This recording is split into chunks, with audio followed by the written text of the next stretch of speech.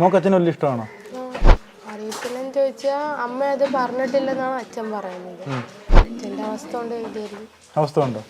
അവൻ ചെല്ലുമ്പോഴല്ല അവനുണ്ട്, മറ്റേ ഈ അവനുണ്ട്. അന്നേരം ഇവന് പിരിയാൻ പൊക്കത്തില്ല. അവൻ കടയിൽ തന്നെ വർക്ക് ചെയ്തുകൊണ്ട് നിൽക്കുക. എന്നെ ആരും തടയണ്ട, ഞാൻ എൻ്റെ ഇഷ്ടത്തിനേ പോകും, നിന്റെ കുഞ്ഞുമോളാന്ന് പറഞ്ഞു. ഇത് അമ്മ എപ്പോഴും സംഭവം അറിയുന്ന എങ്ങനെയായിരുന്നു? സംഭവം അറിയുന്നെന്ന് പറഞ്ഞാൽ മെനഞ്ഞാന്ന് 2 ദിവസം മുമ്പേ കട തുറക്കുന്നില്ല. അവിടെ വെച്ച് അവിടുത്തെ നിന്ന ചെറുക്കനും അവിടെ നിന്നെന്ന് പറഞ്ഞാൽ ഇപ്പം സുഖമില്ല, ആശുപത്രി കിടക്കുന്നതല്ല, വേറൊരാളുണ്ടായിരുന്നു.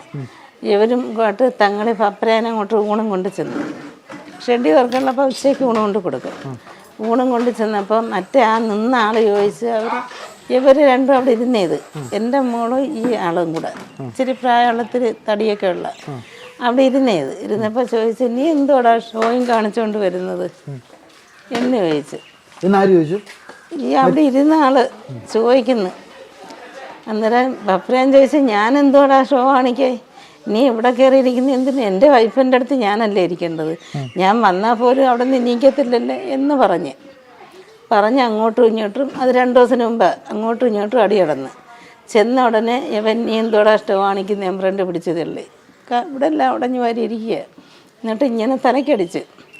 അന്നേരം ദേഷിച്ച് ജീവനും അതേപോലെ 2 പേരും ഈ 2 അടി അങ്ങോട്ടും ഇങ്ങോട്ടും കൊടുത്തിട്ടുണ്ട്. 4 അടിയായി. കടയിൽ വെച്ച അനില കണ്ടോണ്ടിരിക്കുക. അനില ആരെയും വിഷം നിന്നില്ല, നോക്കി നിന്നത്. തെറ്റ് ഭർത്താവിൻ്റെ പേർക്ക് അവന് എല്ലാം പറയുന്ന മൊത്തം ചെയ്ത് കൊണ്ടു കൊടുക്കും. പക്ഷെ ഇവൻ അവിടെ നിന്ന് മാറത്തില്ല. ഈ അവിടെ കൂടെ നിൽക്കുന്ന ഒരാള്, അവിടെ കച്ചവടം ചെയ്യുന്ന ഒരു കുഞ്ഞല്ല, അത് കൂലിക്ക് നിൽക്കുന്ന വേറൊരാള് ഇതിൻ്റെ ഓർഡറായിട്ട് നിന്നെല്ലാം നടത്തി കൊടുക്കുക ഇടിക്കുകയൊക്കെ ചെയ്യാം. അവിടെ നിന്ന് ഇറങ്ങത്തുമില്ല. അങ്ങനെയായിരുന്നു ഈ മെനഞ്ഞാന്ന് വരെ. അന്നേരം യവനാണ് വഴക്കനായിട്ട് നിൽക്കുന്നത്. യവൻ അവിടെ നിന്ന് മാറത്തില്ല. അത് താല്പര്യമുണ്ടോ? എനിക്ക് അതിനെ പറ്റിയൊന്നും അറിഞ്ഞൂടാ മക്കളെ. അതൊന്നും എനിക്കറിയാൻ പാടില്ല. ഞാനിവിടെ ഈ കൊച്ചുണ്ട്, ഞാനിവിടെ കാറ്റിങ് ഉണ്ടാക്കി ചെന്ന് വല്ല ജോലിയൊക്കെ ചെയ്യും. ഇത് വാടകയ്ക്ക് കൊടുത്തത് നമുക്ക് ഇങ്ങനെ ജീവിക്കാൻ പറ്റത്തില്ല, ഇതെങ്കിലും വാടകയ്ക്ക് കൊടുക്കട്ടെ, ഇതങ്ങ് മടിക്ക് കൊടുത്ത്. ഭാര്യയുടെ മുമ്പ് വെച്ച് ഒരുത്തൻ ഭർത്താവിനെ അടിക്കുമല്ലേ? അത് തങ്ങടി അടിയുണ്ട്, അങ്ങോട്ടും ഇങ്ങോട്ടും അടി കൊണ്ടിട്ട് മോളൊന്നും പറഞ്ഞില്ല. മോള് ഭർത്താവിനെയും വഴക്ക് പറഞ്ഞ് കാറും കൊണ്ട് അപ്പോഴേ ഇങ്ങ് വന്ന് 2 ദിവസം അടി നടന്നതിന് ശേഷം റോഡിൽ നിന്ന് മൊത്തം ആളുകളും കണ്ട്, ഇപ്പുറത്ത് കടക്കാരും കണ്ട്. അതിന് ശേഷം 2 ദിവസം കട തുറന്നില്ല. ഇന്നലെ എല്ലാം മെനഞ്ഞാന്ന് ഇവള് ഉച്ചയ്ക്ക് വന്ന് ഇവിടെ നിന്നിട്ട്, ഇന്ന് ഞാൻ കടയിൽ നിന്നും തുറന്നില്ല, അമ്മ ആഹാരമൊക്കെ വെയ്യെന്ന് പറഞ്ഞ് ഇവർ രണ്ടും കൂടെ സ്വരുമായിട്ടിരുന്ന് ആഹാരം കഴിച്ച്.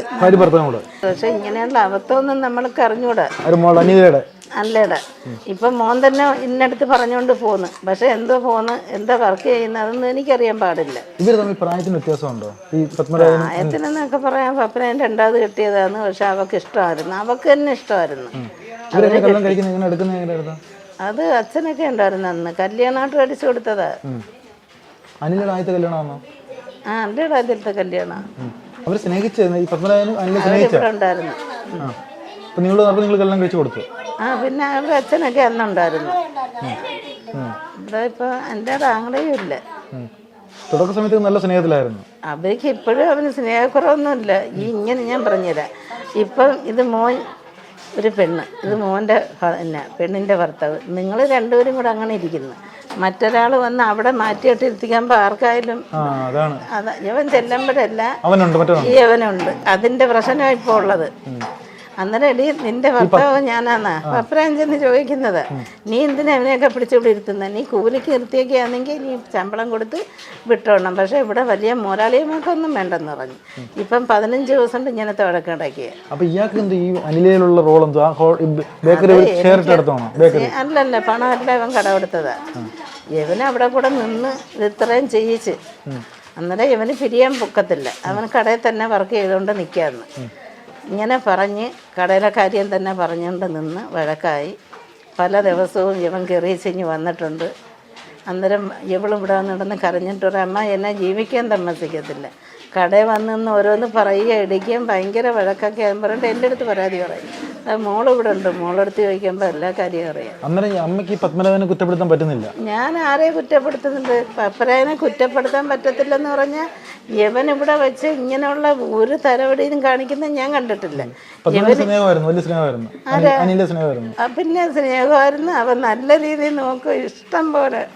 അവിടെ പാചകം ചെയ്ത് 500 രൂപ മിച്ചം കിട്ടിയെന്ന് അവൻ്റെ കൈ കൊടുക്കും, അവളെ കൈ കൊടുക്കും. അന്നേരം അത്രയ്ക്ക് നിവൃത്തി കിട്ടാണ് ഈ പത്മനാഭൻ ചെയ്തത്. കഷ്ടം. അവൻ അറിഞ്ഞു കാണത്തില്ല എവിടാന്നുള്ളത്. മറ്റേ നിന്ന കല്ല് അല്ലാന്നുള്ളത് എൻ്റെ ചെറുക്കൻ കണ്ടു കാണത്തില്ല. ഇവൻ 2 വണ്ടിയും കൂടെ കൊണ്ടിട്ട് ഇടിച്ചെന്നാ പറയുന്നത്. അന്നേരം അത് ഇവനെ ഒഴിക്കാൻ ചെന്നതായിരിക്കും. അനിലയുടെ വണ്ടി ഇവിടെ നിന്നല്ലേ പോകുന്നത്, അവനറിയാല്ലേ. അവൻ അറിഞ്ഞുകൊണ്ട് ചെയ്യുമെന്നാ ഞാനും ചോദിക്കുന്നത്. എൻ്റെ മോളെ മുഖം പോലും കാണാൻ വയ്യ, കരിഞ്ഞു വാരിയിരുന്നേത് മുഖം പോലും കണ്ടില്ല. എനിക്കിതിനെപ്പറ്റി അല്ലാതെ ഒന്നും അറിയില്ല. അവനെ കൂട്ടി വിളിച്ചതിൻ്റെ പേരിലാണ് ഇത്രയും ദുരിതമായത്. അനില പറയും, എന്താ നീ അവനെ മാറ്റാത്തത്, നീ എന്തിനാ എല്ലാവരെയും കൂടെ? ഒരു കൊച്ചു കടയല്ലേ, അതിന് ഇച്ചിരി നാരങ്ങയുള്ള എന്തെല്ലാം എടുക്കാൻ ഞാൻ കൂടെ നിൽക്കത്തില്ലേ? അത് ഞാൻ നിൽക്കുന്നില്ല, നിർത്തുന്നില്ല. നിങ്ങൾ മൈക്കാടിന്. എന്നിട്ട് കുഞ്ഞൊരു ദിവസം മൈക്കാടിനും പോയി. അവനെ കുറ്റം പറയുന്നെന്ന് പറയുന്ന അവ ഒരു ദിവസം മൈക്കാടിന് പപ്പരെ അവൻ്റെ അടുത്ത് കിളയ്ക്കാനാ വെട്ടാനാ മൈക്കാടിന് പോകാൻ പറഞ്ഞപ്പോൾ ചേട്ടൻ്റെ കൂടെ പോയി ഒരു ദിവസം മൈക്കാട് ചെയ്ത്. എന്തോ ചെയ്യും, പാവമായിട്ടല്ലേ ഈ പരുവായത്. ഒരു വക പറഞ്ഞാൽ കേൾക്കത്തില്ല. വിശ്വസിച്ചവളങ്ങ് വിശ്വസിച്ചപ്പോൾ കാണാം കാര്യം ഇങ്ങനെ. പക്ഷേ 2 പേരും മുമ്പിലും പിറക്കേയും പോകുന്ന ഞാനും എൻ്റെ കൊച്ചുമോളും ഇവിടെ കണ്ടുകൊണ്ടിരിക്കുക. ഇങ്ങനെയുള്ളതിനൊക്കെ പോയെന്ന് നമ്മൾ അറിഞ്ഞില്ല. ഒരു കാര്യമുണ്ട്, ആ കൊച്ചിൻ്റെ വീട് മേവർത്തം കണ്ടാന്ന് അവിടെ കൊണ്ടാക്കിയിട്ടാണ് ഇങ്ങോട്ട് വരുന്നത്. അതിനെ കൊണ്ടാക്കാൻ പോകും. അത് ശരിയാ. അവന് ഉണ്ടായിരുന്നുണ്ടോ അതൊന്നും നമുക്കറിഞ്ഞൂടാ, ഒന്നും അറിയാൻ വയ്യ. അപ്പൊ ശരിക്കും പറഞ്ഞാൽ അമ്മയ്ക്ക് ഇപ്പം ഈ പത്മനാഭനോട് ദേഷ്യം വരുന്നില്ല. എനിക്ക് ദേഷ്യം വരെ, എനിക്ക് 2 പേരെ കൂടെയും ദേഷ്യമാണ്.